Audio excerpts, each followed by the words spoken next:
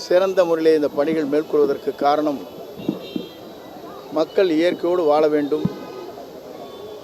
மக்களுக்கு ஓய்வு எடுக்கின்ற நேரத்தில் பெரியவர்களும் குழந்தைகளும் இளைஞர்களும் இதிலே வருகை தந்து இதை பயன்படுத்தி கொள்ள வேண்டும் என்ற முறையில் தமிழக வெற்றிக் கழகத்துடைய தலைவர் தளபதி அவர்கள் இன்று தமிழகத்தை ஆளுகிற போது தமிழ்நாடே ஒரு மாற்றத்தை உருவாக்க வேண்டும் என்ற நோக்கத்தோடு தான் பல்வேறு திட்டங்களை நாளொரு மேனியும் பொழுதுரனுமாக அறிவித்து வருகிறார்.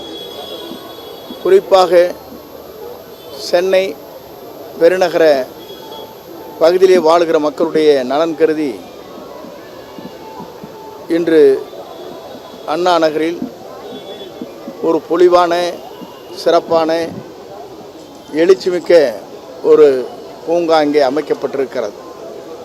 இதை பொறுத்தவரையிலும் 12,800 சதுரடியில் பொலிவோடு எல்லோரும் கண்டுகளிக்கின்ற அளவிற்கு இயற்கையோடு அமைந்திருக்கிறது.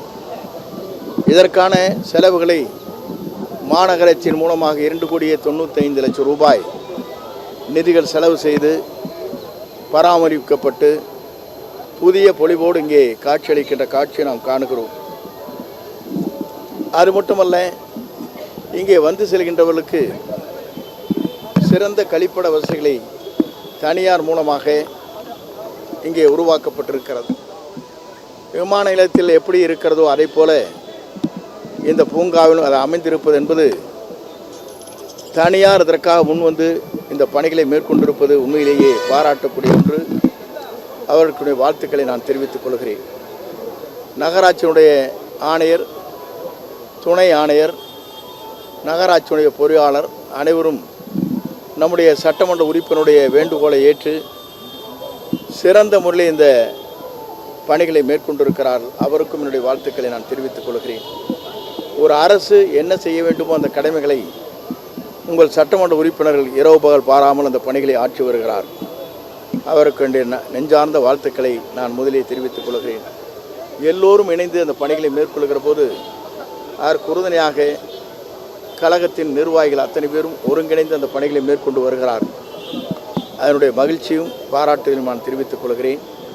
குறிப்பாக இப்படிப்பட்ட பூங்காக்கள் அமைவது மக்கள் ஓய்வு பெறுகிற போது ஓய்வெடுத்துக் கொள்வது மட்டுமல்ல, முதியவர்கள் ஒருவருக்கொருவர் உரையாடுகின்ற நிகழ்ச்சியும், அதே நேரத்தில் உடலை பேணி காப்பதற்கு சரியான இங்கே அவர்களுக்காக பாதைகளை அமைத்து உடலம் குன்றாமல் இருப்பதற்கு நடைபாதைகள் இங்கே அமைக்கப்பட்டிருக்கிறது.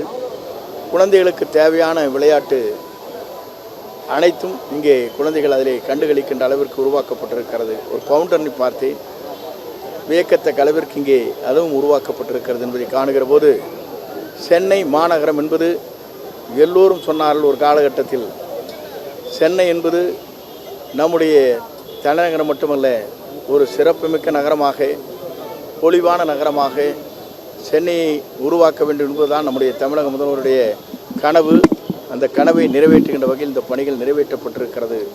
ஆகவே என்னுடைய வாழ்த்துக்களையும் பாராட்டிலும் தெரிவித்துக் கொள்கிறேன்.